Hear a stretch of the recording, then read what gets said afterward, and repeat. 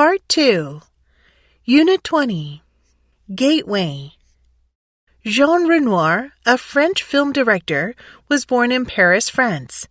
He was the son of the famous painter Pierre-Auguste Renoir. He and the rest of the Renoir family were the models of many of his father's paintings. At an outbreak of World War I, Jean Renoir was serving in the French army, but was wounded in the leg. In 1937, he made La Grande Illusion, one of his better-known films. It was enormously successful, but was not allowed to show in Germany. During World War II, when the Nazis invaded France in 1940, he went to Hollywood in the United States and continued his career there. He was awarded numerous honors and awards throughout his career, including the Academy Honorary Award in 1975 for his lifetime achievements in the film industry. Overall, Jean Renoir's influence as a filmmaker and artist endures.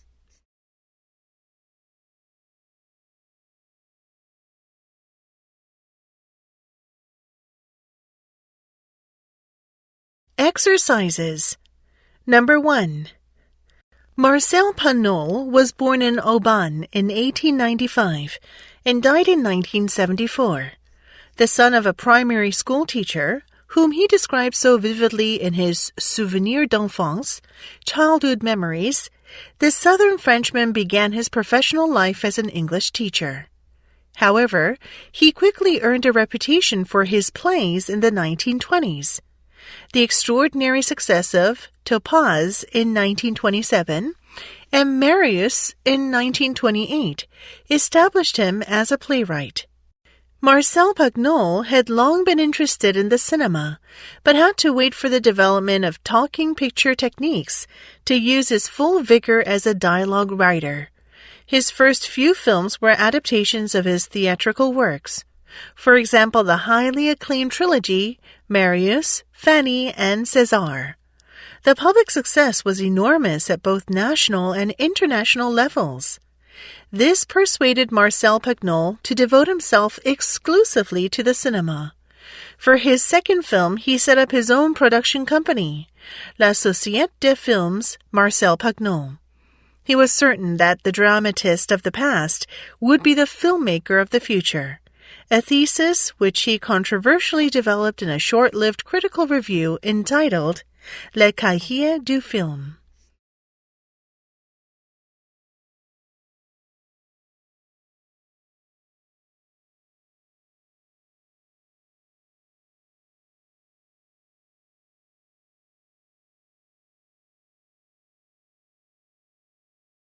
Number 2. When he was a Harvard student, world-famous cellist Yo-Yo Ma played often at concerts in and around Boston. He became very popular, and one day when one of his concerts was sold out, he gave a free concert for those who were unable to obtain tickets. He sat in the theater lobby and played Bach cello suites. Later in his career, when he was an international success, he still would often give more than required. For example, many guest cello soloists play in the first half of a concert. Then they are finished for the night. However, Mr. Ma would sometimes play as part of the orchestra in the second half of the concert. Doing this with the Philadelphia Orchestra was especially enjoyable for him. He says, "It is an honor to play the back stands of the Philadelphia Orchestra. It's incredible the way those players listen, the knowledge they have. I admire it so much, and I feel the thrill of being part of something that's greater than the sum of its parts, being accepted as part of the team."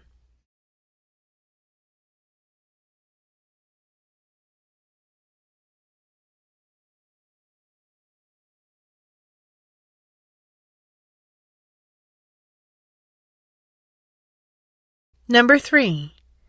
In the summer of 1878, a 30-year-old Dutch botanist named Hugo de Vries traveled to England to see Darwin.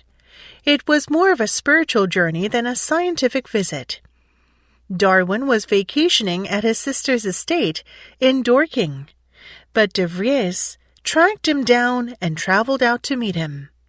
Thin, intense, and excitable, with a beard that rivaled Darwin's, de Vries already looked like a younger version of his idol. He also had Darwin's persistence. The meeting must have been exhausting, for it lasted only 2 hours, and Darwin had to excuse himself to take a break. But de Vries left England transformed. With no more than a brief conversation, Darwin had inserted a sluice into de Vries's racing mind, completely redirecting it forever. Back in Amsterdam, de Vries suddenly terminated his prior work on the movement of tendrils in plants and threw himself into solving the mystery of heredity.